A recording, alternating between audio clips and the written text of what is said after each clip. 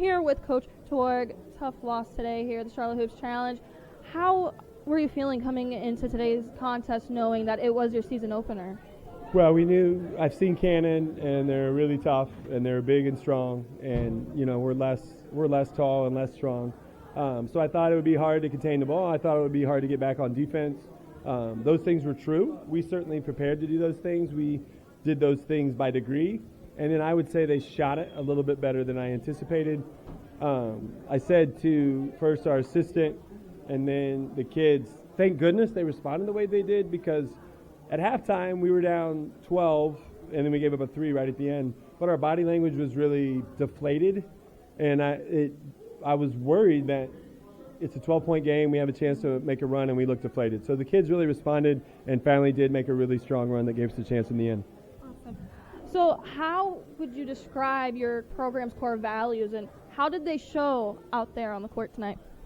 Yeah, we talk a lot about energy, and we talk about family, and we talk about resiliency. And so they showed all those things. I think it's a little bit making a partial excuse for them, but there's 4 to 6 kids that played a lot that haven't played much varsity basketball. So to play against this Cannon team is a pretty tough break-in. But the more that they play, the more comfortable they'll get. What level of intensity would you say that the Cannon team brought here tonight compared to previous seasons? I know it's your first season as head coach, but just from observing them over the seasons. Yeah, I just think, they're especially long. It isn't like they have great size in the sense that there's anybody 6'5", but there's a lot of 5'9", 5'11" across the front with physical strength and quickness. So it's a pretty unusual opponent for us that I would put up there, with as good as anybody we've played in the last couple of years.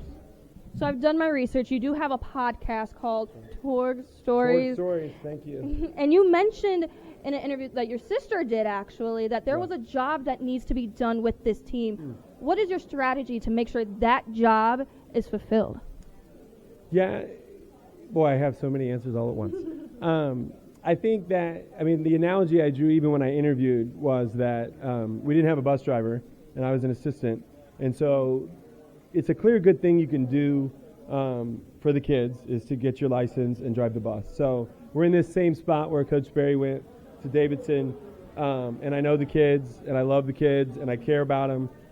So that's what I meant when I said that. It's just like, I know these guys. I know I can create a positive environment where they can grow on and off the court, where they can get to know each other and form relationships that last a lifetime. So that's more about what I was talking about as far as the job there is to do. So you mentioned that you knew them before. How did you strengthen that bond with your student athletes coming up into a role now as their head coach? Yeah, we spend a lot of time on and off the court. Officer Randy Brown hooked us up with some mellow mushroom earlier in the week, so we take time to do that. And honestly, it's an over 2-hour bus ride down here, so there's a lot of bonding. It was a joyful, happy, singing bus. So, we all enjoy each other. So what lesson or lessons do you want your athletes to take away after playing in your program?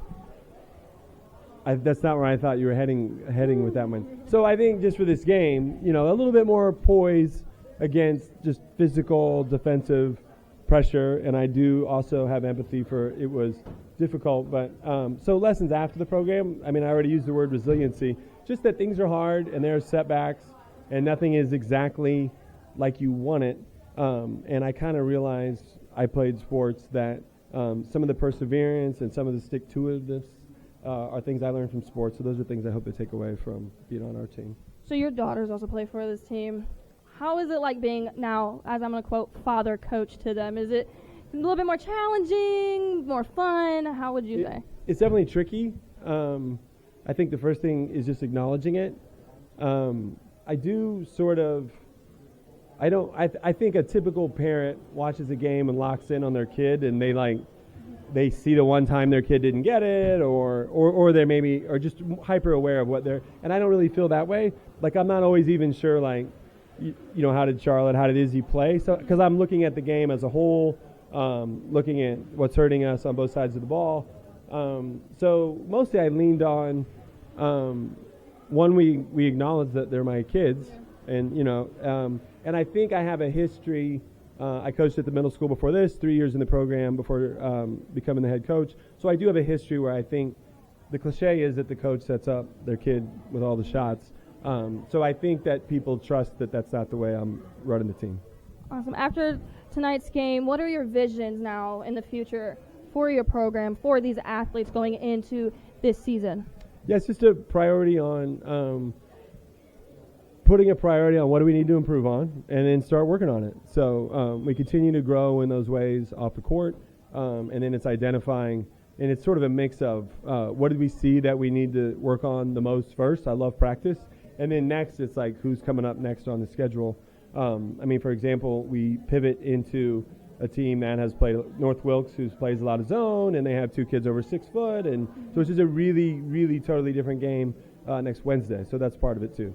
So my last question for you is, with players like Kate Spears, what do you expect from players as leaders and also as just overall teammates?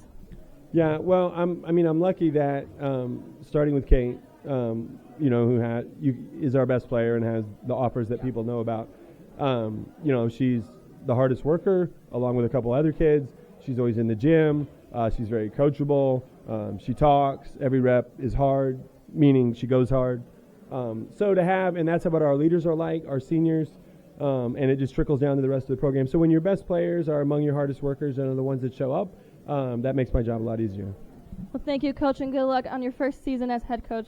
You're going to do great. Yeah, I enjoy talking with you. Good job. Thank you.